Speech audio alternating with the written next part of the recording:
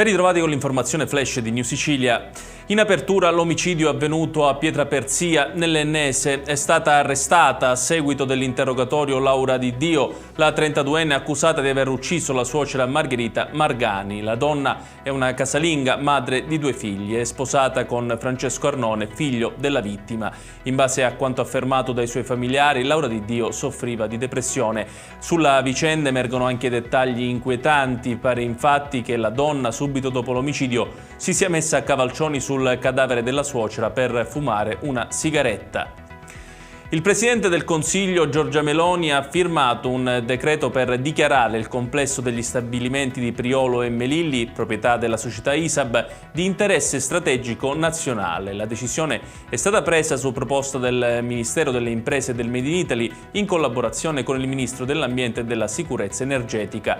Il decreto è stato inviato alle autorità competenti e diventerà operativo dopo l'approvazione della Corte dei Conti. Dramma in provincia di Catania ed esattamente ad Adrano, dove un uomo sarebbe deceduto a causa di un malore improvviso che l'ha colpito all'interno della villa comunale. Insieme alla vittima era presente anche la moglie, rimasta sotto shock per quanto accaduto. Nonostante l'intervento dei sanitari del 118 non si è potuto far nulla per salvare la vita all'uomo. Sul posto anche gli agenti della Polizia di Stato.